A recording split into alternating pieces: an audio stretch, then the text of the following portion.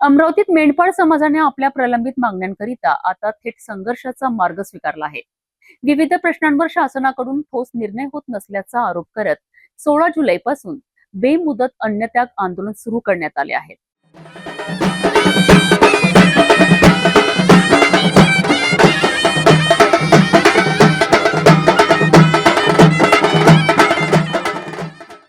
वनक्षेत्रात पारंपरिक पद्धतीने चराई करण्याचा हक्क, वन विभागाकडून दाखल गुन्ह्यांचा पुनर्विचार, चराई मार्ग आणि पिण्याच्या पाण्याचा सुविधा, मेंढ्या शेड्यांचे मोफत लसीकरण आणि आरोग्य सेवा यांसह एकूण 9 प्रमुख मागण्या मेंढपाळ समाजाने प्रशासनासमोर ठेवल्या आहेत।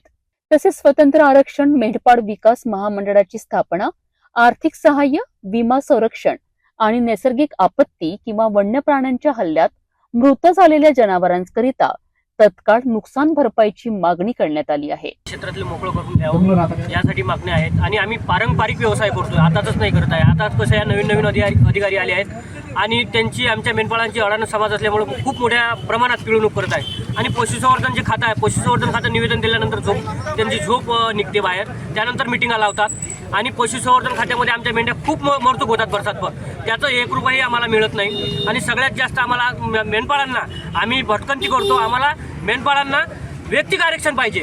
आम्ही कुठलंही मागत नाही, आमचं वैयक्तिक आरक्षण मागतो।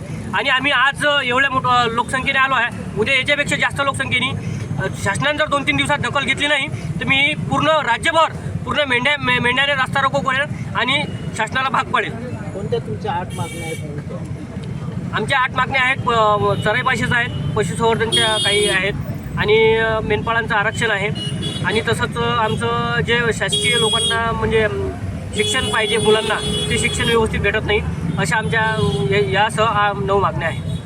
या मागण्यांवर तातडीने सकारात्मक निर्णय न झाल्यास आंदोलन अधिक तीव्र करण्याचा इशारा आंदोलनकर्त्यांनी दिला आहे।